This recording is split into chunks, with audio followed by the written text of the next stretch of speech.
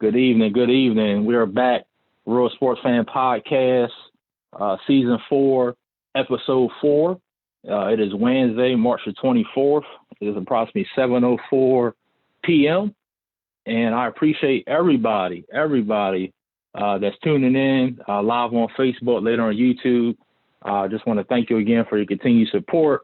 And I've got a awesome guest. He's probably tired of me thanking him so much for coming on and doing this. But I have with me Irvin Church III, better known as Chico, to his friends and family. Chico, how you doing, man? I'm doing good.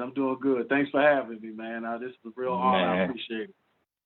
Man, brother, the honor is all mine, man. The honor is all mine, man. Even in our short conversations, like, you know, I felt like we've talked many times before, you know, just the little bit we've talked, you know, so far, man. So, again, man, I appreciate you, you know, coming on and you know, you're just a humble dude, man. So, again, I really appreciate it.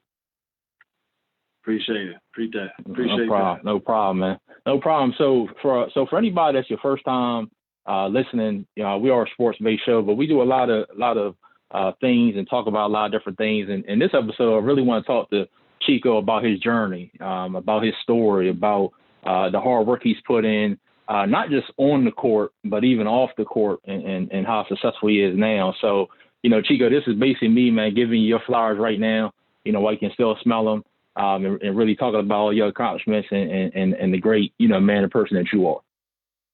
Thank you. Appreciate No problem. So it wouldn't be me if we didn't start before we get to you personally. It wouldn't be me if we didn't start talking about Georgetown in the tournament. We talked a couple of days before you know their I think they played Colorado. So we talked a little bit before that. But what was your thoughts on, you know, what happened in the team this year? I mean, nothing to hang their heads about. Great season. You know, won the Big East. No one expected it. So what's your thoughts on the team this year and what they accomplished? Hey, well, you know, I want to give a shout out to Coach Pat Ewing. He did a great job with those guys. You know, there's been a lot of players leaving for whatever reason, but I think they held it together. They worked. Obviously, they worked hard. Everything started to gel right there after their COVID-19 issues, and it really, just watching them play during the Big East tournament got me hyped up watching them. You know, I bet. it was good to see them. It was good to see them performing and playing hard and really being scrappy and showing a lot of heart. You know, unfortunately, Colorado was a little bit better team. I think they were on. They were on. I don't think that they really did much that Georgetown couldn't have beaten them. But when you have your big man come down and make 4 straight threes without missing one, and everybody else, they were really playing like a more seasoned team. True, they were. Well, yeah, you know, Georgetown, they had a lot of new players starting this year. They had leadership from Jamarco Pickett and Javon Blair, and they played well, you know, during the season.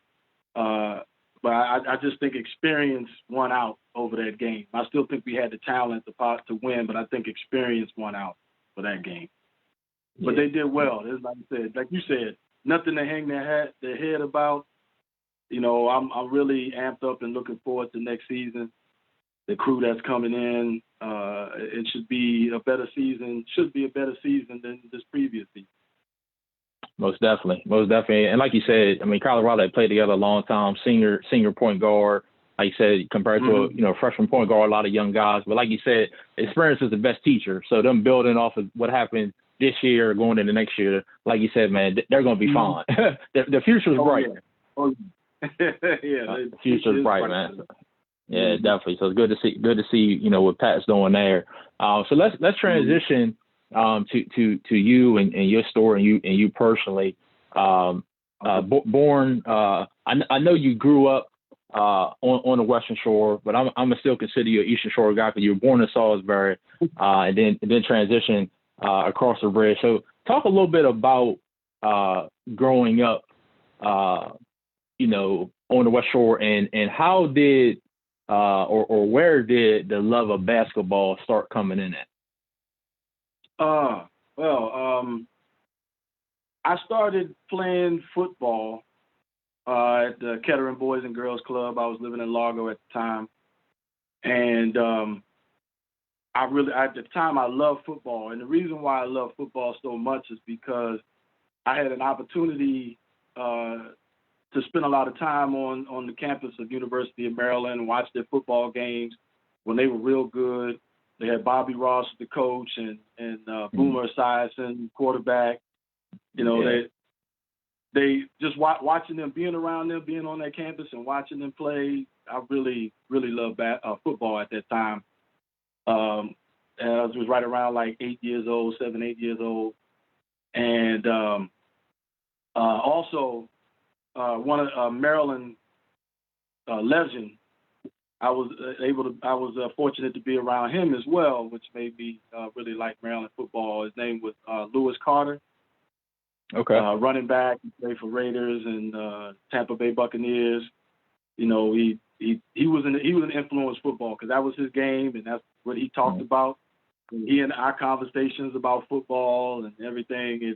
I just played football, and then I had a couple of friends of mine after 2 seasons of playing football that went out for basketball and told me that you should try out for the basketball team. So I did. And basketball came a little easier for me. So as I transitioned out of football and started playing basketball, my love for the game took off. I want to say it was definitely a lot more than football. I enjoyed football, being athletic and getting out there and hitting and tackling and just playing the game. I love that part of it. I just love being outdoors and playing. So that's the reason why I kind of gravitated towards that. But as I spent time on the hardwood, I knew that this was the game for me. And I just went completely into just playing basketball. So that was it. That's all I wanted to do. Kept a basketball in my hand everywhere I went. And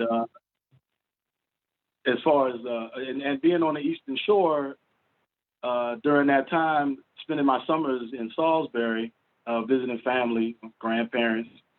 I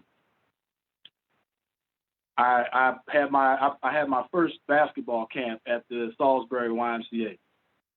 Oh wow! Okay. The first basketball camp I ever attended was while I was in Salisbury at the YMCA, and I excelled in that, and a lot of coaches thought that I had potential. So when I came back on the Western Shore in PG County, which is where I grew up, I just took whatever I had. I would be out at the courts by myself, basically just going through drills that I learned in the camp. That was my day. Any free time, I was on the court. I was practicing drills by myself. It's just where I was. Not too many kids out in the street playing ball. They were outside, but they weren't playing basketball. So I just took that time of having the court to myself and just work on my game, work on my shot, ball handling, everything. And that's what I did. Every time I went to a camp, if I learned anything new, I incorporated it into my own workout. Man, that's awesome. And what age were you when you went to that first camp in Salisbury? I want to say I was about 8 or 9. 8 or 9. Okay. Okay. I was 8. Yeah, about 8 or 9. Awesome. And I asked that just to kind of see, you know, because some people get in a particular sport at an early age. You know, I see some dads training kids early age. I see some kids don't get in until later. I think I was right around, 9, 10, 11, somewhere around there. But it sounds like from an early age, you were dedicated early. Like basically, like you said, even though you love football first, you figure out basketball, you liked it. It was a little easier, and you like putting the work in. You know, it's just like with anything in life. If we put the work into something, you'll get the results. You know, it's just like you reap what you sow. So talk about where it was definitely a labor of love. It was definitely a labor of love. Yeah, and that's what I was going to ask. Like, where did that drive come from to be outside putting up shots or dribbling when you could have been in the house or doing something else? Like, where did that drive come from at such an early age? I wanted to. The drive came from me wanting to be the best. Mm-hmm. You know, anything that I did, I wanted to be number one. I wanted to. One of the things that I got an opportunity to do when I was in Salisbury during the summer, there were other programs that were going on, and I entered just because it looked fun. There were track meets for kids my age, even though I wasn't a real fast runner or really liked track and field at all. It was just an opportunity to be outside and exercise. Yeah. So even with that, when I lost my first race, I did everything that the coaches or the counselors were telling me to help with my speed. I did that. I won a couple of races, you know, but it wasn't something that I wanted to do. But anything, it was baseball, softball, anything, any outdoor sport, I wanted to be a part of. And once I was out there, even playing tackle football with no pads in the neighborhood, you know, I wanted to win. And if I didn't win, especially when I came back the next day, I was ready. Yeah. I was doing everything. You know, like, we're going to win it. Throw me the ball. Right. That competitive nature. That's just the way I approached everything. And I always have. I wanted to be the best. I wanted to play against the best. You know, and I didn't show any mercy. Even if we were playing a team that we were blowing out, hey, I wanted to run the score up, test ourselves, see if we could stop them from scoring. You know, all those kinds of little challenges. And I like that. also at the I was surrounded by good athletes, older athletes. Like I said, I was around Lewis Carter. You know, he was a competitive spirit. You know, watching those guys compete, practice at University of Maryland, football and basketball. I was like, okay, the guys diving on the floor and going after every rebound. I loved it, and I always played that way, even down to the wire. If there was a ball that was loose, I was diving for it. I didn't care. I want to do everything possible for us to win. That competitive drive, and for the the kids that may see this, I hope they are listening, or even parents that can tell their kids about that competitive nature, about that dedication, about that desire, that relentlessness. That's a lot of things I'm hearing. And also who was around you. The positivity around you, the athletes around you, the ones that were pushing you as well. So that's great to hear.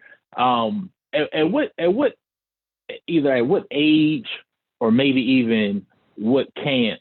I'm not sure how many camps you went to. I'm not even sure if you remember. If you do, you can say. But when did you figure out, okay, I can be pretty good at this. Like if I keep putting the work in, compared to, because we measure ourselves up. We say sometimes, when, okay, it's natural, and if I put the work in, I can be better. So when did you kind of, say to yourself, if I keep working on this thing, I can get potentially a D1 scholarship? I want to say the first time was when I was 11. A coach by the name of George Leftwich, he was the head coach of the Jaguars. It was an AAU team back when you couldn't just pay money to play for an AAU team. You had to be scouted, and you had to go in. You had to try out. Real AAU. And he came in and he showed interest and spoke to my mom, and once I started playing for him, and the level of play from the Boys and Girls Club to that level elevated, and I was doing well in that environment, and that gave me the confidence of saying, okay, I know I could do this. I want to play for Major D1. And also during that time, also being at the University of Maryland, I was able to see a lot of the Maryland games. Len Bias was playing against Jordan. Wow. During that, great basketball during that time. Oh man. And that Frosty, I wanted to play like Frosty. Unfortunately, I didn't get the height, but because I was growing up early on, I always played with older kids. A lot of my cousins that I played with were older, and I want to say around 5 to 7 years older. But I never felt like I couldn't play with them. Mm-hmm. That's how much heart I had. I felt like I could play with them, and they would let me go with them and play. And occasionally, I would get a chance to play. And I said, okay, all right, if I can get up and down the floor. I mean, of course, size-wise, I was being taken advantage of. But on offense, if I had a little bit of space, I had developed a shot where I was shooting it behind my head. Yeah. I had like a Bill Cartwright almost. And Bill. If I could flick my wrist, I knew the ball was going in the basket. As I continued to go to basketball camps, and coaches started to change my shot a little bit to front instead of behind my head. That's when that was another reason like that. That transition was a little rough because I was changing my shot, but eventually I got it, and I gained more confidence. The confidence of me being able to put the ball in the basket was, I felt like I could compete against anybody. Yeah, that's awesome, and I hear that a lot as far as competing against older guys. Because eventually, like you said, they might not let you play at first, but eventually when they figure out, you're pretty good and you start playing and then you start getting better and you start going against these other guys, like, well, I can hold my own. So of course against, my age, I should be able to do even better. Right. But so listening to that and then listening to what you were saying about the camps, and I hope kids, they got to go to more camps. Every time you went to a camp, you say you worked on what you learned. Right. And you got better. Talk about before we get into high school. Talk about, because I'm big on preparation. I love whether preparing for anything. Preparation is huge, right? Mm-hmm. So talk about the preparation of how you became such a good shooter. Were you a person? And the reason I'm asking you it like that is because I hear some people say they go in there and they shoot 100 shots, or some people make 100 shots, or some people they don't lead till they hit 10 straight free throws. So like, what was your routine? A little bit as far as your shooting. Again, I go back to camp, and one of our drills was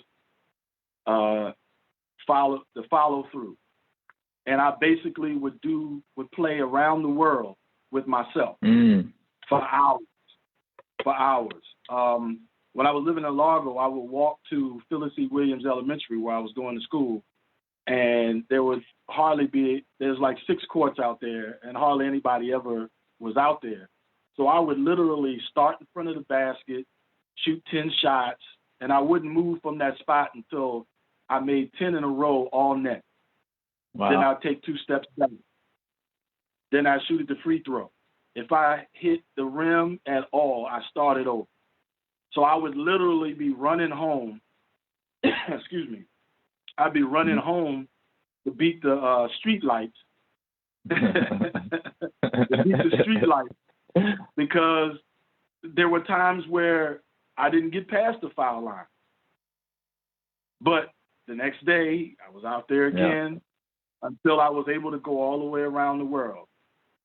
And that's how I did it. And I just continued to shoot. I always shot. I always thought I could shoot from anywhere out on the floor. So I think that early time, by myself, putting in that work, helped develop my shot. Yeah, that's awesome, man. And like you said, gave you that confidence to where, like you said, your shot got so good, it started feeling like you was probably shooting in the ocean. You know what I mean? That's how I started looking. Man, there was a lot of times. Yeah, a lot of times. Before I get to high school, I also got an opportunity to play with, growing up with 13 and under, we won the AAU championship in St. Louis. Grant Hill was on that team, and Charles Harrison, rest in peace, Charles Harrison. He was on that team as well. You know, I've really been blessed to be around a lot of good ball players during my adolescence and growing up through, you know, middle school, high school, having the opportunity to play with a lot of different ball players at that time that went on to be great basketball players from the area. I moved around a lot, so I got an opportunity to play in different parts of PG County, in D.C., in Virginia, Baltimore. You know, I have family in Baltimore and Laurel, so I actually got a chance to really move around the DMV and play against a lot of the top talent from, I want to say, 11 on. Wow. Any other guys you want to, you know, like you said before we get to hospital, any other guys that might stick out to you, whether some we know or some we don't know that either you play with or went against? Oh, yeah. George Lynch, aside from Grant Hill, Lonnie Harrell, Charles Harrison. I played with Charlie Moe a few times at AAU at different times. Got an opportunity to play with Jay Bias when I got into high school. He was a senior when I was a freshman, you know, but being around those guys, like I said, Kurt Smith, Clinton Venable, I mean, Randolph Childress. Yeah, and the list goes on and on. I mean, I sit here and think.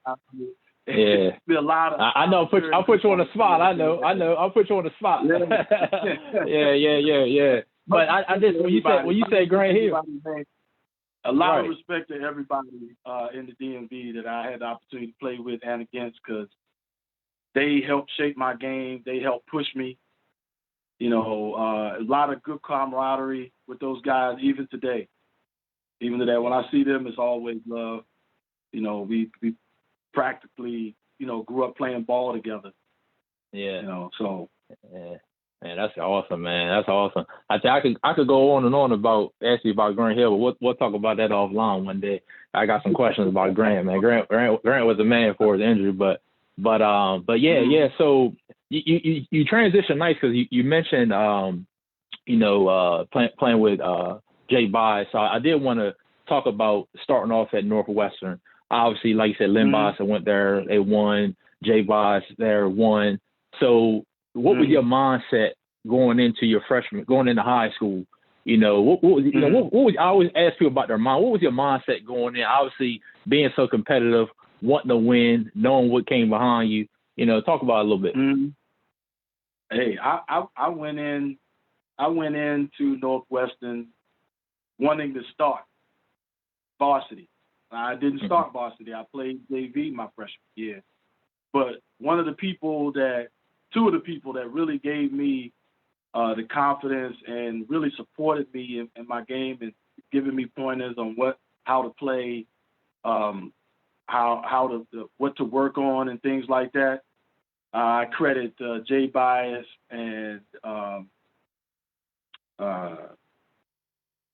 Derek Curry, two very good basketball players, especially Jay and Derek as well. I never seen anybody jump as high as Derek at that time. And watching those guys practice and playing their games, it was an inspiration. And anytime we played, because the way it was, JV always played before varsity, those guys were always there, very supportive, telling you, come on, you can do it, right. Just do this, do that. And, it just made me want to work on my game even more so I could play varsity my sophomore, which I did. And I was able to, I didn't start, but I played. And it was through the confidence from those guys and playing in AAU games and attending more camps and working by myself, doing everything that I could to get better. Awesome. One thing that took a while to develop, though, I will say, one thing that took a while to develop was my left hand. I was strong right. Oh yeah. I was strong right. Even on the left side, I was strong right. But eventually it developed. But it took a while. It was weak. It was weak. It was weak. But I made up for it with the work I put in with my shot, because I could pretty much shoot anywhere out on the floor. Yeah. So as long as I caught it and my feet were set, it was a layup. Yeah. I've heard and read and seen too. So I know what you mean. I know what you mean. And like you said though, that's called hard work, right? Just like, for people listening, left hand wasn't that strong, but okay, what I need to do to get it strong, whether it's camps, whether you layup drills, I used to always do the mic and drill, stuff like that to help that left hand. So the mic and drill, you know what I mean? So that hard work. So you knew what you had to do after your freshman year. Talk a little bit about sophomore, junior year, as far as, whether you want to touch on the team or you want to touch on individually how much better you were getting, and then we'll go on from there. I did improve over the summer. I grew a little bit, got a little more size, and I think what propelled me more in my sophomore and junior year was my defense. Our coach, Cornell Jones, had us working with bricks, and we would do defensive sliding drills with a brick in each hand. Over time, that develops. You'll get the speed. A lot of those defensive drills, I did those as well on my own. So I think what gave me the edge to get to varsity was I approached defense the same way I did offense. So I had to deal with a lot of strawberries on my legs, sliding on loose balls, or I always had some type of injury or something, and always attributed to trying to get the rebound amongst the trees, or like I said, getting those 50-50 balls. I would get mad if we couldn't get them. And that was always my thing. Put me in. I'll get those. Because I wanted to win. It wasn't a happy thing after the game for me. Some guys took it as, well, the game's over with, so now we go back to laughing and scratching. And I was steaming. Like, no, we got to. This can't happen again. We shouldn't lose this team. That was my approach. Yeah, that's awesome, man. That's awesome. Wow, bricks. Wow, I tell you, that's interesting. I've heard something similar to that too, as far as bricks with defensive slides. So that's not the first time I heard that. So that's interesting. Talk about the transition from Northwestern to Parkdale. Obviously, coaching change happens at Northwestern, and then you end up going to Parkdale, and we're gonna get into the success you had at Parkdale. But just talk about the transition, leaving Northwestern, which I know is something that you necessarily didn't want to do, but had to. That was a difficult time. I didn't want to leave Northwestern. I wanted to stay at Northwestern. All my friends were there. Finished my junior year there. I didn't want to leave. And even after I did leave, I would go back and visit every chance I got. Visit teachers that I liked, the administrators, see friends and stuff like that, just because my heart was at Northwestern. Unfortunately, Cornell Jones was fired for violating rules as far as, having his practice 2-a-days and, little things like that. It was all practice, a lot of practice stuff, and closed practices and things like that. So the new coach that came in made it abundantly clear that he had a different idea for me playing. which made me say, oh, well, I want to be here, but this is my senior year coming. Right. If I don't play, then the opportunity for me to get a D1 scholarship would, wouldn't materialize. There's a lot of stories out there. People had issues with their coaches not believing in them and not giving them an opportunity, and then they had to take a roundabout way to accomplish their goals and get to where they wanted to be. And the opportunity was for me to go to Parkdale, so I took advantage of it. The coach said he would love to have me, and as much as it hurt, I went. And fortunately, at Parkdale, they welcomed me with open arms. The team hadn't done too well in the last few years, but 5-17 the year before. We worked hard in practice. Everybody had the same mentality that I had, as far as not wanting to lose. So there were a lot of scrappy games during that year that I believe we pulled out because we did the extra. We got those 50-50 balls, and we played extra hard during, especially around the end of the season. We took on a very good High Point team. Wayne Bristol, a lot of, the coach that was there, the High Point always had good teams. And to beat High Point during the playoffs was a big booster for our ego because of who they were historically. Got you. And that's and just so people know, the year before you went to Parkdale, they were 5-17. You guys end up, if I'm not mistaken, going 21-5, winning the 4A state championship. But before I even get to the championship game, I don't even know if you remember. I don't even know if you remember this, but before, I know y'all ended up playing Annapolis to get to the championship game. Before you played Springbrook, you played Annapolis, right? Do you remember the game against Annapolis during the regular season when you guys scored? It was 110-101. You had 41. I know you don't know your stats. I'm a brag for you. You had 41. Y'all went against a guy named Dennis Edwards, had 50 that game. I think Delmont Howard, I think he had 28. But just talk a little bit about just that talent. Dennis Edwards. Just talk a little bit about that Annapolis team. Who you was going against. Well, going to play Annapolis, we had heard about those players, and I kind of approached it looking past them in a sense. And even though we went out there, we played hard, we scrapped, and we wound up losing by the difference of points that Johnson scored. So, it hurt. It hurt because I knew that was going to be. I wanted to win that game just because of all the accolades he had, but I still went in thinking, oh, they're Annapolis. They don't have any ball players down there. Yeah. It really took the second half for us to really,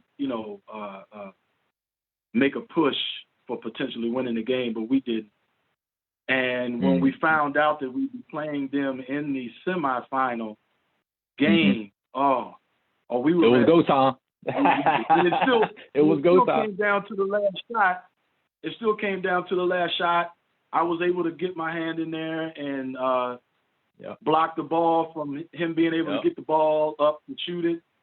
I honestly believe had he been able to get that shot off, as good a player as he was, I believe he would have scored that basket. But again, defense won us the game. Yep. And defense wins championships. That's what they say. Yeah. And then in the championship game, even though we wound up outscoring Springbrook in the second half, defense is because we were pretty cold there in the first half. In the second half, defense won that game as well. As soon as we came out, we locked down, and we got focused, and it's history. We won that game. It was a great experience, and I understand that.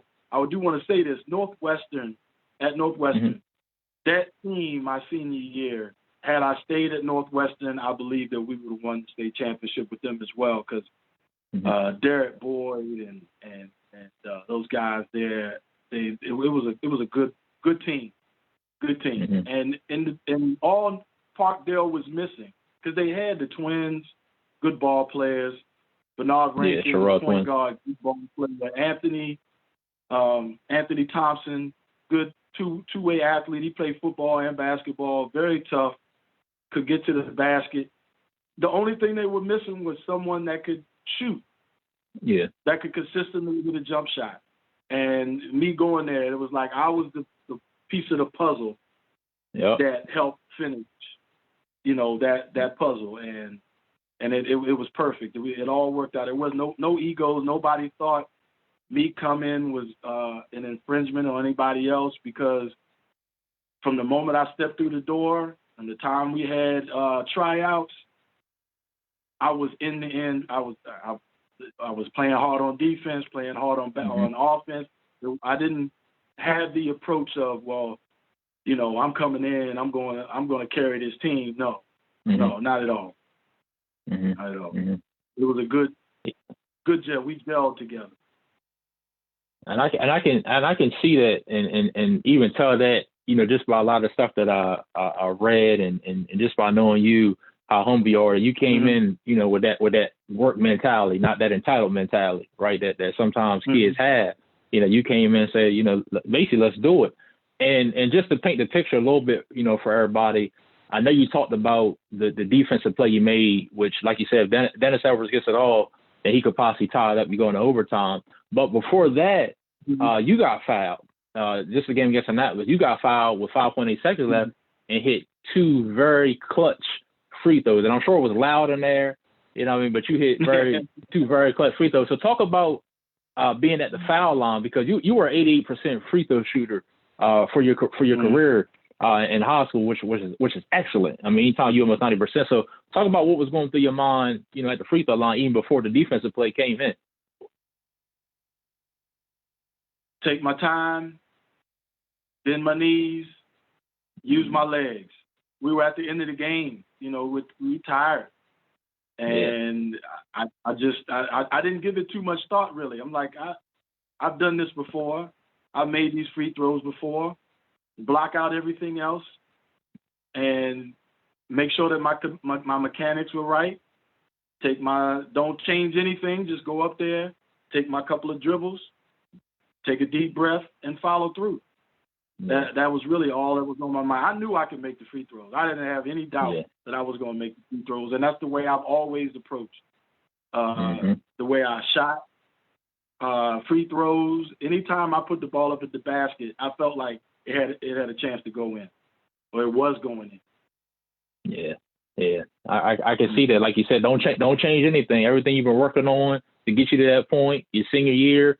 Like you said, what you've been waiting on. So, I'm sure you did like you did. Like you said, went out there and hit the two free throws, then get the big defensive play. You guys beat Annapolis and eventually go on and beat Springbrook by 12 points.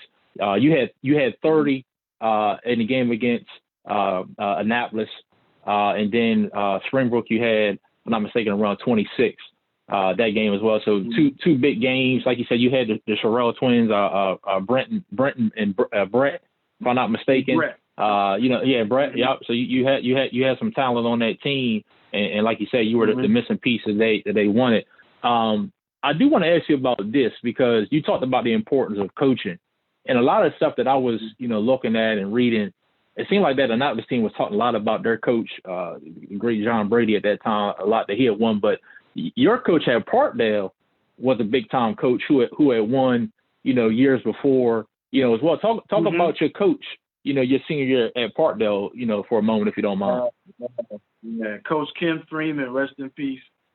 Coach Freeman, just a great. He knew how to get the best out of everybody, and he knew when to talk and when not to talk. Also, rest in peace, Colonel Thompson, who was assistant coach on the team as well. Yes, he was another one. They stayed on us. they stayed honest, and I don't think anybody on that team took their aggressive coaching to heart. It was more so they wouldn't be saying it because they didn't holler and a lot. But Mm-hmm. when you made a mistake or it was something you could improve on, they let you know about it. Mm-hmm. And basically that's how everybody took it. If they said something and we needed to work on something, once practice is over, okay, let's work on it. Let's work on it. They're like, there were no egos on that team at all. At all. Everybody knew that we had an opportunity to do something special, and everybody committed to it. We didn't have anybody fail off of the team or anything. Everybody was focused in their schoolwork and the team, and whatever Coach Freeman and Colonel Thompson told us to do, that's what we did. So coaching matters. Mm-hmm. Coaching matters, and coaching is important. And knowing the pulse of your team. Exactly, and to tell you how disrespected people really didn't give us much respect at all, because we played a couple of preseason games, scrimmages that we had, mm-hmm. and one of our scrimmages was at Spingarn. So we go to Spingarn for one of the scrimmages. We get in there, and they had the attitude where they were just going to blow us out. These guys coming in here, we're just going to use them for practice. And by halftime, it was a problem because we were blowing them out at halftime. We finally got through right around the end of the game. Tempers flared, and we were basically cornered in our locker room that we were using until cooler heads prevailed. I'm referring to the coaches at that time. There was a lot of discontent for the fact that some little Maryland team, Parkdale, coming into DC playing against Spingarn and just giving it to them. The twins dunking on them. I'm hitting shots everywhere. Anthony Thompson breaking down the point guard. Everybody that they threw at him, Bernard just broke him down, and it got heated. It got very competitive. It got heated, and I think that right there let us know that, as DC was at the top at that time as far as basketball and DMV, and being able to go into their home and play them as well as we did. I mean, it was a scrimmage, but to beat them as well as we did, and to have that reaction from them being upset that we beat them like that, let us know that, hey, we can win the state this year. We just got to stay committed and focused. Nobody, have any issues with grades and things like that.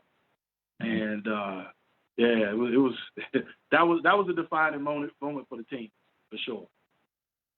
I'm glad you said that, ending it, like you said, with the final moment. I was just going to say that even though it might have been a scrimmage, it was like a measuring stick game. It seemed like, it was one of the things where, you gained even more confidence. Even though you probably thought you could be after that, you was like, oh, see how they acting? We can do this. You know what I mean? So that confidence boost. Yeah, for sure. Exactly. Even playing in the Urban Coalition with that team. We took Dunbar at that time to overtime. Wow. That, when we walked in, people were laughing at us. Oh, they got this Maryland team in here. They playing against Dunbar. Oh, it's going to be a blowout. Going to be a blowout. I mean, that's all we heard. But to take them to overtime was another accomplishment of ours during the summertime. I mean, we still had some new players come on once school started. But that squad during the summer league, we played at Central, we played at Urban Coalition, and we played at Suitland. Wow! All around the same time. So we were getting a lot of repetitions. Wow! Wow. Mm-hmm. So you guys were going around, like you said, going to different places, building this together. You know what I'm saying? So I'm sure by the time the season came, like you said, confidence, your game and stuff like that, and so much talent in the DMV area. Yeah. Okay. Man, that's awesome. Man, that's great. And I saying that because I know when I was in school, and things differ where, like you said, certain times you can't be together, or you can play rec ball or AAU, but being able to go together, stick with your team, and go around, that means a lot. And that gains that camaraderie that you needed. You know what I mean? So, and that's awesome, man. That's awesome, man. So you end up averaging 22 points a game, all met first team that year. Being on there with guys like Johnny Rhodes, who ended up going to Maryland. How did that make you feel? I mean, all the hard work paid off, and on the flip side of that, even the things I already said, you had already had NBA range, so college was starting to look at you. I know John Thompson was starting to look at you at Georgetown. If you want to share about anything else, but when did you first start getting those looks, from colleges? I had the opportunity right after my freshman year of high school. I played in I went to a basketball camp in Gettysburg, Pennsylvania, at Gettysburg College, and it was a 5-star camp. And went up there, and after that camp, I started getting letters from Loyola, Maryland. So when I got that first letter, and they said oh man, that made me. I was like, okay, all right, this is what a feeling. This is attainable. This is made you work even harder, I'm sure. Exactly. I knew. Okay, all right. If I get them looking now, by the time I get to my senior year, I hope that I have, bit larger D1 schools looking. And University of Maryland was recruiting me the most early on my senior year. And I had a couple of conversations with the Wizard, Walt Williams. And he expressed he wanted me to come. And I went to a couple of Maryland basketball games, went in the locker room and everything. So as far as I was concerned, it was almost like I was making a full circle. Being on campus when I was young, and then have an opportunity to go to Maryland as and play in the Cole Fieldhouse where I played the national champion. I mean the 4A championship. And but once John Thompson stepped in and started showing up to a couple of the games, and I started hearing that he showed up to another game that I didn't see him. I think he just popped in and then left. As far as I was concerned, as much as I wanted to go to Maryland, I couldn't pass up the opportunity to play for Coach. Rest in peace, Coach Thompson. Mary Finland, who was our academic advisor, she's passed on as well. Just knowing that Coach was in the building was enough to get me. It gave me more energy. One of the letdowns that I had during that time that I thought might have hurt my chances was we played friendly high school for a game bell. We blew them out. We beat them. It was 150. We beat them by 50 points. So when we played them at friendly, we lost by 2 points. And at the time, friendly, even though they had Dickie Simpkins, who went on to win, they played for Providence, Chicago, played for Chicago Bulls, and win a couple of rings. When we lost to them, Coach was at that game. Coach Thompson was at that game. Oh, that it really, I really was distraught after that because I was like, oh man. You was thinking that one loss was going to affect everything that he's seen, right? That one loss to a team that was at the bottom, pretty much the bottom of the ranking. For PG County 4A. I thought that was it. I was like, okay, well, I guess I guess I'm going to Maryland. I'm going to Maryland now. But he did attend one of our practices a few weeks after that, and just told me, he said, hey, you guys are still playing, you guys are still winning.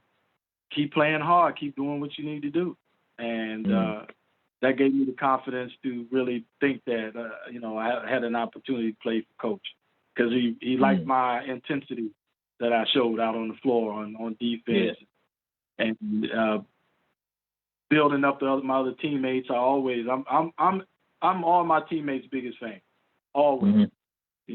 They're doing well, doesn't matter. If I'm sitting and not playing, I've always cheered on my teammates, because it's not about me. It's not about any individual. It's about the team winning the game. Yeah, and we're going to segue to that later about you being such a good teammate, because I was reading some things about even what John Thompson said about you. So I'm gonna get to that. But let me ask you this about Coach Thompson, because he still coached everybody, right? Even me, and I didn't even play for him. Just, that his presence. Talk about his presence, and just what you can even say what he meant to you, as a man, because like you said, it's way bigger than even basketball. Just what he meant, to on a globe. You know what I mean? Outside of the hardwood. Just talk a little bit about Coach, and whether it's a story you want to share, or whether it's just what he meant to you, or just whatever comes to your heart. Coach is, he really took an interest in all of his players, and I mean that wholeheartedly. I believe I've seen it, even personally. During my freshman year, my high school basketball coach passed away. Coach attended the funeral, and we talked. We had a few conversations about Coach Freeman's passing, because it was tough. It was tough when Coach Freeman passed, and we had Coach and I had a few conversations about that.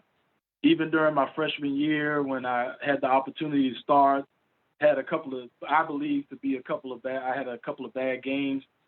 I would just reach out to Coach, and one of the times we were on the road, and I just told him I wanted to talk to him, and he spent some time with me, and he was talking to me about the game, and I was telling him how I was feeling about having a bad game, everything, and he just told me, he said, son, until you keep shooting the ball, until I tell you to stop shooting the ball, keep shooting the ball. And he said, that's it. He said, now get out of my room. That was Coach, man. That was Coach, and just throughout my time there at Georgetown, the conversations we had personally, the conversations he would have with us as a team, the life lessons, the many life lessons that he gave us in practice. I didn't know my name for a while, because he had special needs for all of us, especially when he was doing what he had, So you heard that a lot, and but as hard as he was on us, he cared about us just as much. Just as much. There was never a time where I didn't feel like Coach wasn't in my corner or had my back for anything. He always wanted better for us. Sometimes he wanted better for us than we wanted for ourselves sometimes. And he knew when he had to basically whip us into shape and get us refocused on the reason why we were there, and the significance of us being there, being young African-American ball players at a predominantly white Jesuit university. He always took the time to teach, to coach, and to be that positive male presence away from any positive male presence you might have had at home, your father, uncle, older cousins, what have you. But he was there for you anytime. I'll tell you a funny story about his presence. we were having our first practice, and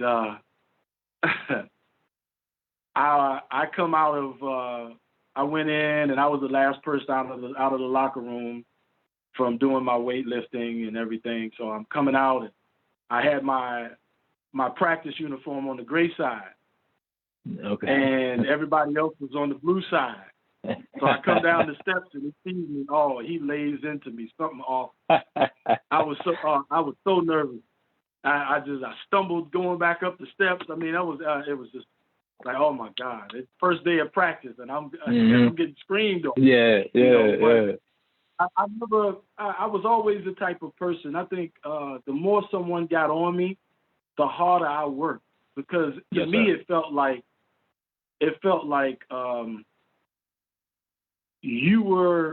I made you upset through my lack of focus, and you wanted to get me. That person wanted to get me refocused, and I never took it to heart. I never was upset about the way coach coached us. You know, I know there's a lot of players that don't respond well to that type of coaching, but for me, it gave me fire. You know, as far as I'm gonna show you. You tell me I can't do something, or you tell me, you know, I'm making these mistakes, this and that. No, I didn't want to hear that again. I did everything I could to possibly not do that, but the coach was a perfectionist, you know, and we were never right, which was good. Yeah, good. Anytime there was any complacency, it showed. Awesome. You know, what sticks out to me, like you said, those life lessons, man. Those lessons, I'm sure, even today, it stuck with you. You know, you share things, you know, that didn't even happen on the court, man. So I can only imagine. I can only imagine, man. And like I said, we'll talk more about that, just me and you someday. But about Coach Thompson, man, yeah, for sure. But talk about you know, your freshman year, man, because I mean you had a great freshman year. Ended up making the Big East All Rookie team with guys like Lawrence Moten, Syracuse all-time leading scorer. You know, talk about, you know, someone else. How that season was. Oh, you played with him too? Oh, okay. Yeah, okay, yeah, from the DC area. Yeah, from the DC area. Yeah, for sure. So yeah, talk a little bit about just what that season meant, because you know, you playing onside, starting alongside Lonzo Mourning at the center, which I'm sure everybody knows. I'm a Heat fan, so he's Zoe to me, and I'm a Heat fan. But talk about it, because you had some big games that year. 20 against UConn. You hit a game time 3 against Seton Hall. You had another big game against Syracuse. So just talk a little bit about how it was. Like I said, you're a freshman. You know, it's all new. You in the start lineup. So just talk a little bit about that. Yeah, it was a lot of hard work. And I just followed. I followed on the floor. I always looked to my point guard, Joey Brown. He always had words of encouragement and to help me out through things I might have been missing out on the floor, along with Lonzo as well. A lot of support from those guys, a lot of support from everybody. Charles Harrison transferred during that season to Wake Forest. And when I got the opportunity to start, all I wanted to do was just do the best I could to help us win. When I was called into the office and told that I had been named to the all-rookie team, I had no idea. I really didn't. I didn't expect it. I didn't think it was going to happen. You know, like you said, Lawrence Moten, and a lot of those guys that were on that team. Michael Smith. In my eyes at that time, I felt as though there was a lot to my game that I really need to improve on. And to get that and to have that, to receive that accolade was humbling. It was, I didn't think that I deserved it, really. You know, that's just the way I've always applied. I didn't think that I deserved it.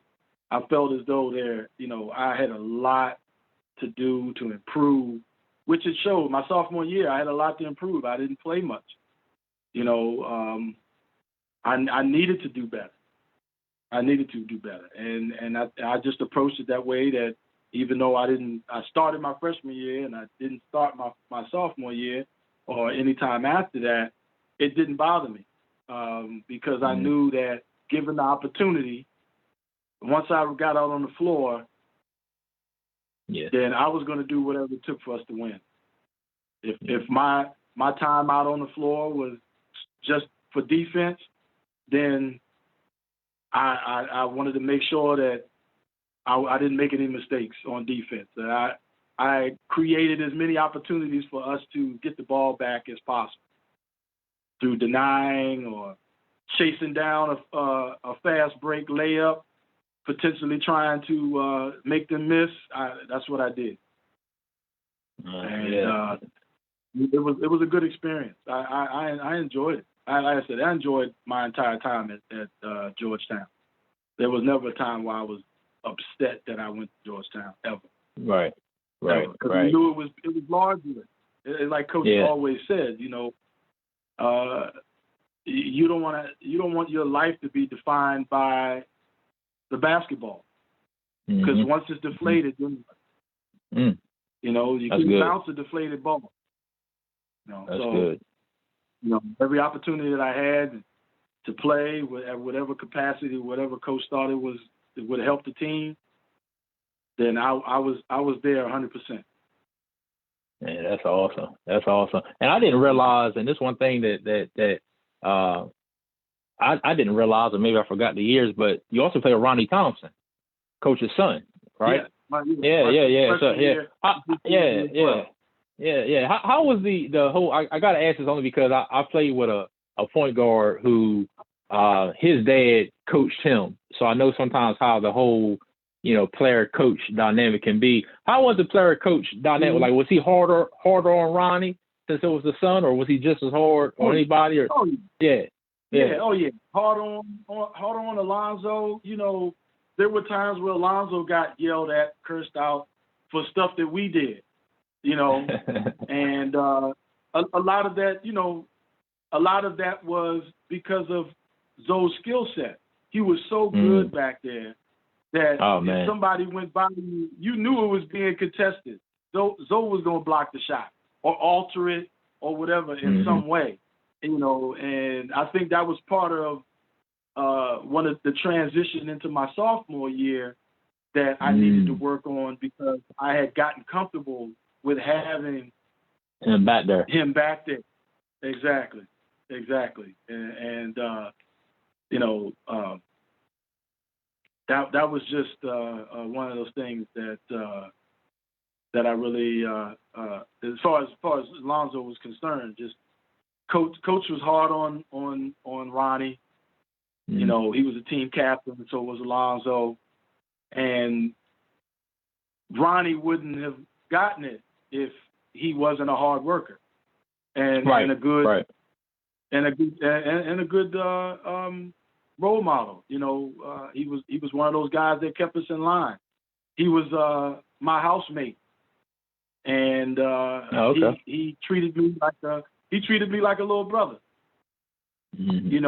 Tell me things I didn't want to hear sometimes, but that was, like I said, it was all respect. I always respected the guys that came before me that were older than me. If they said, as long as it wasn't something that was going to do me harm, if you told me you wanted me to get 6 steals in a game, right? Trust and believe. I'm gonna try. Well, I'm gonna try. Yeah. I'm gonna do it. I'm gonna do everything I could to do it. So, that was I always didn't have a problem taking on the challenge. Man, that's awesome. And just before I get on to your sophomore, junior year, and Danielle Marshall was also on that rookie team, rookie Big East, Danielle Marshall, Michael Smith, Orlando Antigua. And then I wanted to ask, as far as that year, because Coach Thompson ended up winning Coach of the Year that year, and you guys got to buy the Big East, had a tough loss to Syracuse if I'm not mistaken, in the Big East championship. And Johnson. Yeah. I know. I didn't want to bring it up. And then you guys end up losing in the second round, if I'm not mistaken, to Sam Cassell in Florida State. If I'm not mistaken. Anything you remember about just that loss, that to Florida State? I mean, because you guys had a good team. I'm sure it was disappointing losing in the second round. Anything that sticks out to you about that?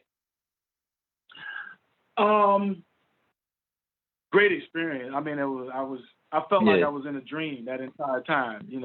Playing the NCAA tournament for the first time. That was, it was a goal of mine. I wanted to play in the NCAA tournament, potentially win a championship. We never did. We got to the Sweet 16 when Allen showed up, but that year against Florida State, it was a good. It was back and forth.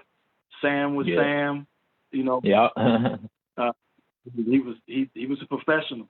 He was a hooper, and we made a couple of turnovers there in the second half, and in the last 5 minutes, we were just cold. We were just cold, and Florida State continued to make baskets, continued to make their free throws, make good plays. They won the game. It was disappointing, but we just knew next year, let's get back here. Let's do better. And unfortunately, we didn't even make it to the NCAA tournament my sophomore year. We made it to we went to the NIT, but we made it to the NIT championship.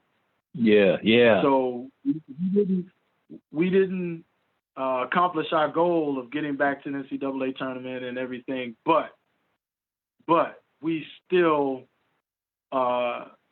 it took on the challenge that, okay, we're in the NIT, we're the best team in the NIT. If we got to play in the NIT, then we're going to take it all the way, and we did.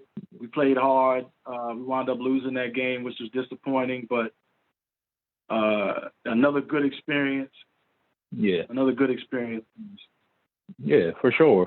And two of the things you said, one of the things you said, which is on point, where you were saying you had to adjust with Zoe not being behind, but really it was the team and the organization in a sense, because think about it, they've always had the big time centers from Zoe to Dikembe to Patrick. So it was kind of that transition period in the 90s from going to the bigs, to more of a guard oriented. I mean, I know you guys had Othello Harrington come in, and he switched positions a couple of times, but Big Don Reed, Don Reed, Big Don Reed, yes sir, he was tough, yes sir, he was tough. So like you said, it was a bit of a transition, and like you said, sophomore year, you did touch on that, going to the NIT, and you might not playing as much as you wanted. But one thing even Coach Thompson said, not just his sophomore year, but your junior and your senior, that I read, is that because I think you had, I might be skipping a little bit, but going up to your senior, I think you had a shoulder injury at one point. And he was talking about how it was tough not having you and some of the other upperclassmen there because of the leadership you provide. And it's funny hearing you talk, because everything you've told me is you're all about the team. You're all about the team. That's what you said without me asking anything about the team. So talk about the importance of having that voice, having that leadership, and having that support, because, like you said, everybody wants to play, right? But at the end of the day, it's a brotherhood, it's a team, it's a family. So talk about, just being there for your teammates, whether you were playing 25 minutes or you were playing, 5 minutes. We were a family. Yeah. We were a family. I mean, we were truly a family. We spent a lot of our, with a lot of practice time, personal time. We were a family. So it was real easy to support your family, especially when there's no egos in the room. True. Everybody was supportive. I mean, even with the guys, it made us feel good when we were able to get a big enough lead for the guys that were walk-ons or the guys that sat on the bench got to get out on the floor. That's when we cheered the loudest. And the hardest for those guys. we did something at Georgetown that people started to copy us. Was when we were on the bench to support the team out on the floor. Whenever there was a trap on the sideline in front of our bench, we would all stand up and holler to potentially get them to turn the ball over. You know, and eventually, because of what we were doing and more teams started to catch on and started to do it, they wound up saying that you could, you know, the NCAA changed the rule on that. You couldn't do that anymore. Wow. Don't get trapped in the corner on our side, because you would have thought you were being trapped by 15 people. Because we all power, we did everything we could, you know. That's cool. Bad about you, we wanted to see everybody do well, you know. And if anybody was hot, feed them the ball. Feed them the ball. Like there was no ego. I can't talk for other teams and other programs, but I can honestly say that we all genuinely wanted everyone to do well and to play well. That's awesome. That's what it's all about. That's what it's all about, man. That's what it's all about. Our Real Sports Fan Podcast, we're here with Irvin, Chico, Church, 8:15. Conversation's been great. We're going to go a little bit longer. Got a couple more questions, but appreciate everybody that's tuning in. You can share this. Again, Chico, I appreciate you. Talk about the buzz behind AI, behind Allen Iverson. When did you first, learn of him and know that he was coming, to Georgetown? I mean, I know it might be a long story, but maybe just give me a Cliff Notes version of just the buzz around him, and maybe when you first seen him, and just how good he was in person. You know what I mean? Well, we, of course, everybody knew who Allen was after the bowling alley situation, and him being unjustly arrested and put in jail. Yeah. But how we found out about Allen coming, Coach showed us a couple of highlight videos of a couple of guys that were potentially coming, and that that were coming. And one of them was George Butler, and the other one was Allen Iverson. And after we saw Chuck's highlight reel, I was like, oh man, we definitely we're gonna win a championship. We're gonna win a Big East championship, the national championship. Allen's coming in, and you see highlight reels and you hear about somebody playing, but I knew that we really had a special ball player when he played his first game at the Kenner League. Okay. You could already tell that he was better than everyone on the floor. I didn't play on that team. Because at the time, all the freshmen always played on the Toons. And Allen played on that team, and he literally just did whatever he wanted. There was no doubt. The gym was packed, and we had the privilege of watching him literally play like it was a pickup game. The other guys were playing hard. They were breathing heavy. They were doing everything they could to stop. He just had that extra gear and that athleticism that just set him apart from everybody else. And once we got into practice and playing, and it was love. It was just a pleasure to play with him, and even at times play against him in practice, because he pushed everyone as well. Allen was a motor. He had a motor like no other. After everyone else tongue his wagging after doing sprints and doing lines, everybody just dragging themselves up the steps to go into the locker room and get ourselves together. Allen was out there getting in more shots. Hey, rebound for me. And he would go out there and shoot more baskets, and it was infectious. It was infectious. He pushed a lot of us to do more when we felt like we were tired because he never stopped. Wow. He never stopped. It was, I mean, during the time I was injured, having the opportunity to be able to sit on the bench and watch him go up and down the floor. I tell you, we were at Connecticut, and I was sitting on the bench, and Allen twisted his ankle. And he came over to the bench. Miss Michaels rewrapped him, sit him out there, and he was still running up and down the floor on that with that ankle. He was running on his toes, not trying to put pressure on his ankles. Right. Even with his ankle being twisted, there was a play, a possession where Connecticut made the basket. We took the ball out, gave it to Allen. He beat the entire team down the floor for a layup on 1 foot. On 1 foot. On 1 foot. Man, that's crazy. And the closer we came to coming back in that game, there was one time he just came down. He said, "Chico, I need you back, man. Hurry up and get better. Do what you need to do. Miss Michaels, get him better. We need him out on the floor." That's the type of person that Allen was. Yeah. He didn't want to see anybody hurt and sitting on the bench. He wanted everybody out on the floor potentially to participate. You know, he was a competitor. He was a competitor. Man. Everybody on our team was a competitor. Right. Everybody. Right. We pushed each other almost to getting on each other's nerves. You know, we were like we were like brothers.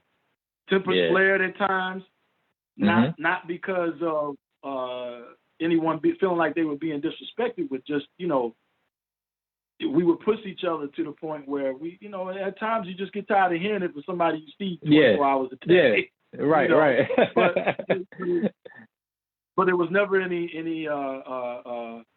discontent or animosity towards anyone, you know. Yeah.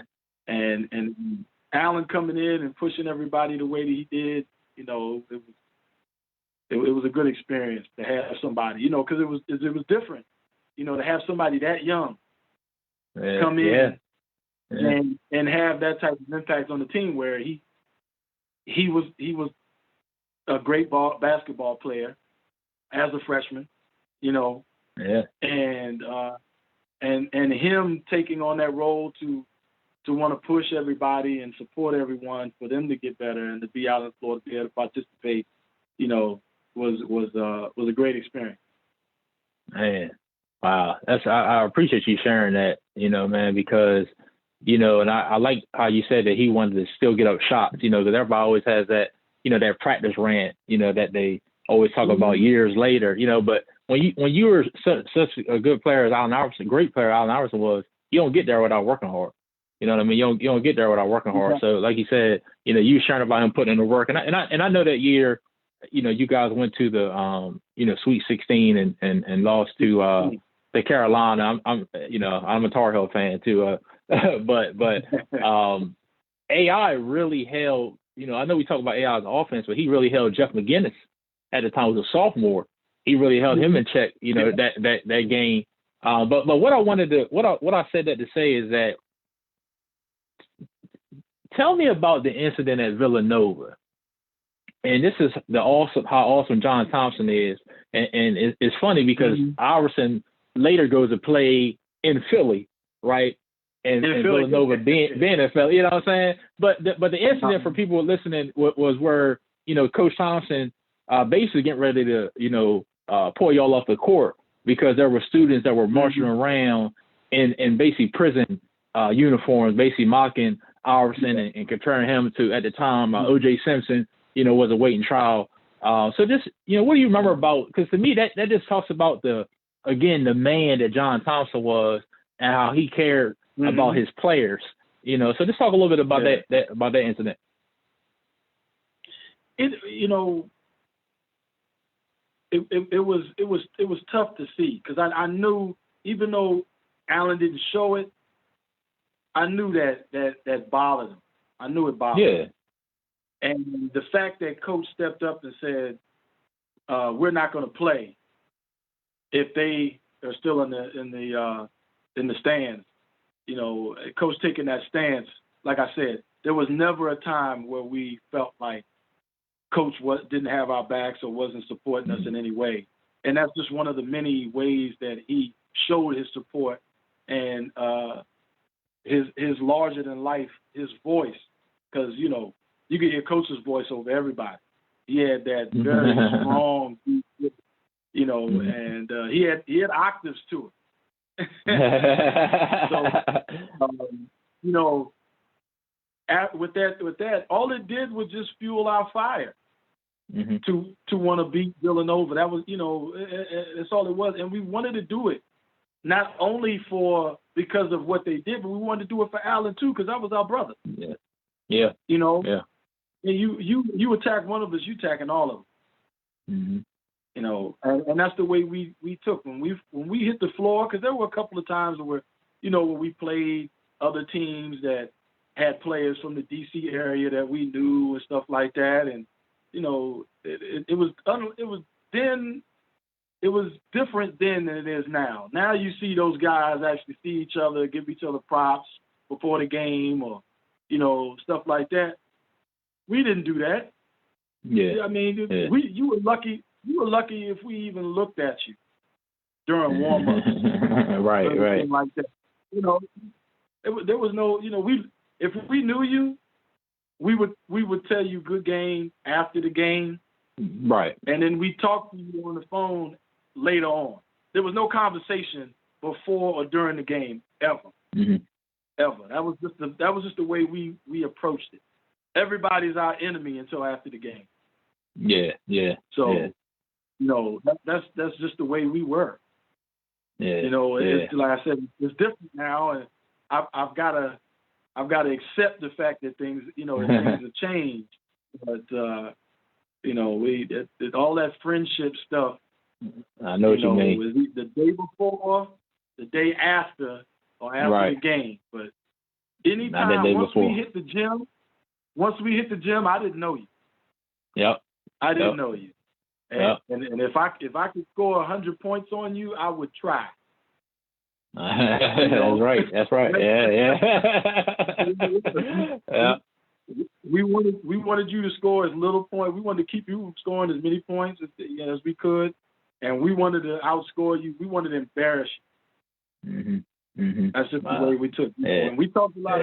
We talked a lot of trash out on the floor, but it was a different time. You know, the referees allowed a little more trash talk and a little more back and forth than they do now. Yeah.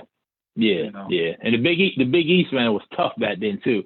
Like, you had to be tough to be a Big East team. You know what I mean? You had to be tough. So, like you said, it's a lot different, man. It's a lot different, you know, the way it is now. But man, I appreciate you sharing that. And the last thing, as far as AI, before we move on, again, I know you know you're a humble dude, man. But how cool was it though for him to shout you out at his Hall of Fame speech, man? I mean that had to. I mean that had to put a big smile on your face and just surprise you for him to go up there and he shouted everybody, all his teammates, man, for him to do that and shout you out. I listened to it again the other day. You know, I listened to the whole thing again the other day. But this how cool was that, man? That's my brother, man. Yeah, it did. You know, you understand that people appreciate your friendship. You know, you get that feeling that people feel. But when he did that, that's when I knew that I made a positive impact. Yep. You know, in him coming to Georgetown and playing at Georgetown. I had the opportunity of spending some time with him before school started, and we formed a bond then. He, myself, and John Jock. We got a chance to spend some time together, kind of, you know, show him what to expect on campus, and what we were about. You know, how we were a family oriented team, and he appreciated that, and he showed his appreciation so many times. You know, it really made me feel humble. The fact that he mentioned my name during the Hall of Fame speech, and you know, he deserved that. Yeah. You know, and much more, and much more. The picture that people tried to paint and of Allen, you know, was not Allen. Was not Allen. That whole especially the thing with the practice. You know, people like to run that. It just lost somebody. A little joke. Yeah. I was the first one to say, and anybody who brought that up during that time was, and they brought it, and if they ever brought it up around me, it was, I put them in their place. Yep. Because I knew better. I know that if there was anyone I know that put in time and put in extra time, it was Al. It was him. Always. It was him. That guy, he was a gym rat. He wanted to be in the gym. He played. He practiced as hard as he played. You know, I just wish that the majority of the people that thought that he, you know, that really earnestly thought that he took practice lightly. You know, I really wish that they would really rethink that and give him the respect that he deserves as a person and as a basketball player. Because, you know, it hurt. It hurt me, a lot of the stuff that they were saying about him. Yeah, I bet. He was, you know, because I knew it wasn't true. Yeah. You know, I knew it wasn't true. And, you know, but I still think he handled it well. People had their preconceived notion. People just were going to think of him what they thought of him. But the one thing I love about Allen, and always have from day one, as he was always true to himself and true to the people around him. And he never bit his tongue, you know, and if he was saying something to you about something, trust and believe it came from the heart. There was never any malice in his heart or in his speech to anybody. Man, that's awesome, man. Thanks for sharing. I mean, they say you had a front row seat, man, so I appreciate you sharing that about him, and I want to transition. I want you to, you know, kind of touch on how important it is to get an education while you're in school. Obviously, you went there to play basketball, but you still, you know, got an education. If I'm not mistaken, you were a sociology major. Might be wrong, but I want to talk about the importance of that. And the reason, one of my favorite things watching the games the other day was, and I'm sure you've seen, there was a couple commercials that came on to where they would talk about, NCAA athletes, and then they would show that person, and then they would show that person what they're doing now. It would be a doctor, it'd be an architect. It was basically letting people know that just because you don't go to the NBA, or you don't go to the WNBA or wherever you want to, you can still be successful in life, right? If you get an education and do the things necessary, you know, that you need to do. So just talk about the importance of you getting an education at Georgetown and how that helped you in life right now. Well, you know, Georgetown's reputation as a school, first and foremost, was something that I knew couldn't be duplicated. And having that degree from Georgetown earns you respect, especially in the corporate world. Coming out in the 90s, you know, a lot of names, you know, a lot of schools that had great reputations for being scholastically, for having good networking, and knowing that if you graduated from that school, you have a very good diploma in your hand, that you had the aptitude to be successful and add to their company or whatever profession you went into. So I knew that I had to get my degree from Georgetown, just because I knew with that in my hand, a degree period helps. Yeah. having that degree from Georgetown really opened up a lot of doors. And the good thing about it is that they knew that once they hired you, they knew that they had someone special. They knew that they had someone that was a good someone who could bring something to that company that they needed. A hard worker, someone who could change things and make a positive impact. Yeah.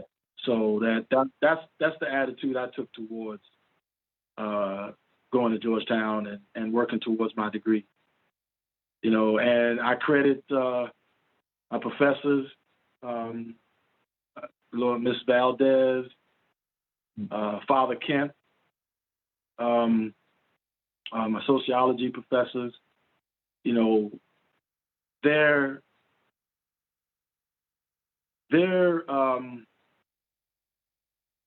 I want to say the right word. Their approach to teaching also made you want to go to class. Gotcha. You know, it was never a boring, rigid class atmosphere. It was always full of participation and insight and opportunities for you to ask questions and to get some different perspectives. You know, I enjoyed that, especially in sociology. It allowed us to really think about a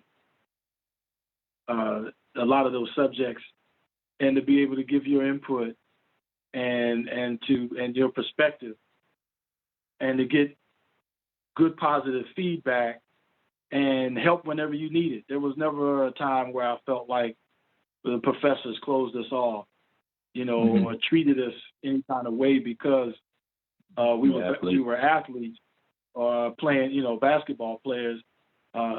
They knew well enough that Georgetown the basketball team brought in a lot of money, but coaches' approach to education kept us on track as well because we had to report weekly, sometimes daily. The assistant coaches showing up at our classes and showing up and understanding that showing up on time wasn't good enough. For us, we had to be early. You know, for us, we had to set the example in class. And it was expected of you, thanks to Miss Finland and Coach and everybody else that was a part of the program.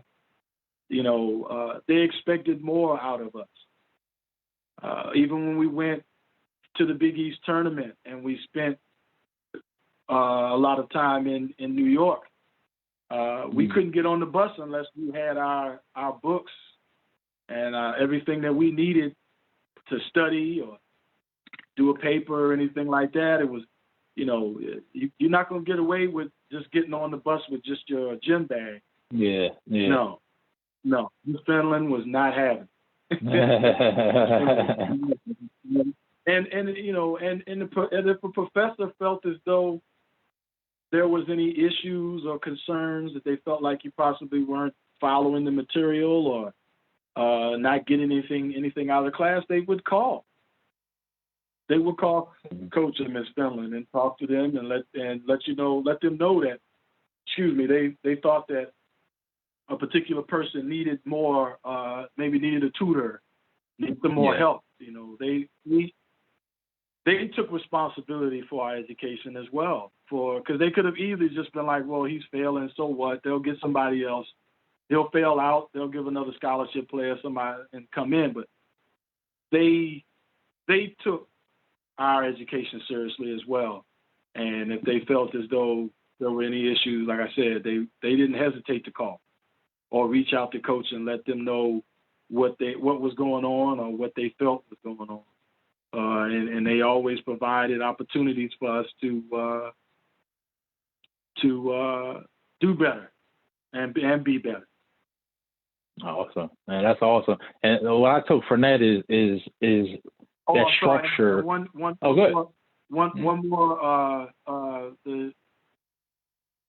the minorities scholars program at that school, Mm. and Okay. we had a lot of support, of support on campus. William Reed, who held it, who basically was there for minorities on campus. We had a lot of support. We can anybody who had issues can never say that they didn't have someone to reach out to help them with any situation they have, whether it be school, personal, Right. or basketball. There was always someone there that you could talk to help you work through your issue. And I can tell they made an impact only because of a lot of the people you say, and it might sound funny, but I'm serious. You remember their names. Like seriously, like a lot. Sometimes if people don't have a big impact, you might remember them, but the names you still remember because of what they helped you with then, and it's helped you now. When you talk about structure, you talking about organization, you talking about time management, you talk about being early, right? Stuff like that, man. So thanks for sharing. I hope it's people are listening and talk about the importance of education, because as great as a basketball player you was, you couldn't play unless your grades was right, whether it was high school, college, all that. So, man, I tell you, man, this has been a treat. I got one more question, and I promise I'm gonna get you off of here. Okay. I would be remiss if I didn't tell you just to let me know the importance that mom and dad played, just in your development and life period. If you want to start with mom, and then then talk about pop, but floor is yours. Yeah, my mother, my father, they both played a part in my development as a basketball player and in school as well. Yeah. I was fortunate. I had a village. I had a village on the eastern shore, and I had a village on the western shore. Man. Cousins, aunts, uncles, my two half sisters, they were always available. Tanya Church she's now Tanya Wood.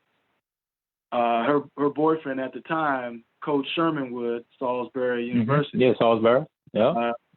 He was another person that was always there, always willing to lend a helping hand, and playing against him. He was an athlete, so playing against him. My mom, but getting back to my mom and dad, my mom was always education first, and she didn't have a problem laying down the law. If I was on punishment for slacking for whatever reason, she was nurturing, but she was also tough as nails. She always told me like it was. She never, if I had a bad game and I felt as though I had a good game because I scored X amount of points or whatever, she would bring me down to earth. You scored those points, but you missed that. You missed that. I like that. This and why? I like you that. know what I mean? Like, yeah, man, it helps you. Yeah.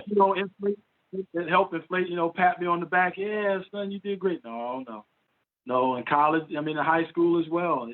Growing up and with my education, she always was right there. Always right there, always pushing me to do better, to be better. Dad was right there, especially during my college years. I got an opportunity, him being a bus driver and me attending Georgetown. I was able to see him quite often, and I'd ride with him on his line while he was working, and we'd sit there and talk, and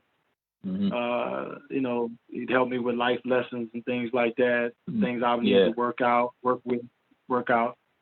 and it was always a constant presence. rest in peace, my aunt Libby. She was always at my games. You know, she was hard on me as well. You know, everybody in my family, Uncle Jerry, rest in peace. You know, he was another positive role model. Franklin Hall, James Hall, you know, all of my family, cousins. It's so much too. It would be here. Yeah, I you got a big family. I have a very large family, big, very large village. You know, and everybody at some point in time was there for me and pointing me in the right direction and making sure that I didn't stray and take any wrong turns, you know, in life. And, you know, I thank them all. I love them all. I love anybody and everybody that has been a part of my life in sports, basket, you know, in sports or education. You know, thank you, because a lot of what I accomplished even after college was, you know, I thank everybody for their help. Help. Everybody was always there, you know. Yeah. So that's it. You know. Yeah. I appreciate it. I give thanks to everybody. You know, my whole family. Yeah. That's awesome, man. That's all. Like you said, man. It takes a village. You know, it takes a village. I'm another person with a large family. Like you said, it's not just always mom and dad. You know, it takes everybody. You know, whether it's support, whether it's talking, whether it's somebody that sometimes smack on the back of your head. You know, whatever it is. You know, whatever you need. You know, they'll give it to you. You know what I mean?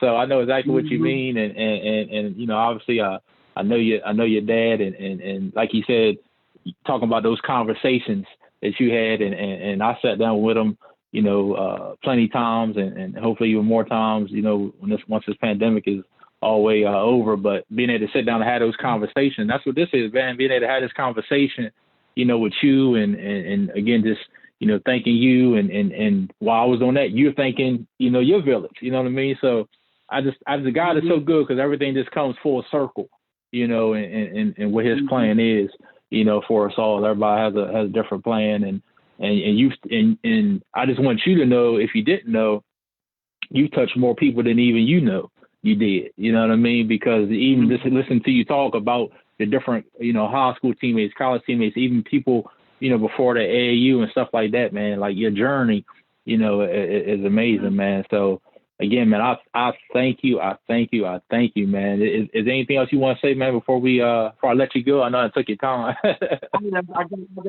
I got one more person that I have to say rest in peace for, that played that was a very impactful role model in my life. His name was William Carter, Bunk Carter.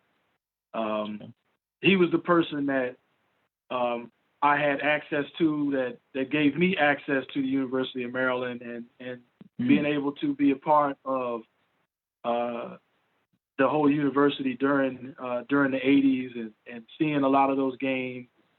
You know, he taught me a lot of life lessons, and just being there for me and being a good person. He was someone else, you know, that I looked up to and respected highly. You know, for, you know, he meant a lot to me as well. So, with that being said, that's it. You know, I want to thank you for having me. It was an honor. I appreciate you, brother. You know, appreciate you. I really feel blessed to be respected, as you know, as you know, your words, your kind words. Definitely, and the flowers that you've given me while I'm still alive. I appreciate that, man. It's heartfelt, man. I appreciate that. No doubt, man. I appreciate you. Like I said, pleasure is all mine, man. Again, thanks again. Like I said, I got your number now, so if you see a text come through talking ball or something, you know, it might be me. You know what I mean? But yes, sir. We're definitely going to have some longer conversations. Oh yeah. Most definitely, man. But again, Chico, man, I appreciate you. I appreciate everybody out there for tuning in and listening. It's a great episode. It'll be on YouTube in a couple of days. Look for me tomorrow. Got a special episode tomorrow at 6 p.m. Roundtable discussion. But Chico, man, thanks again, man. Love is love. Be safe. Again, man, thanks a lot, man. Right here. Peace, brother. Thank you, man. Blessings to you and the podcast, man. Wishing you much success, man. Man, appreciate you, man. Appreciate it. Have a good one, man. Thanks a lot. All right.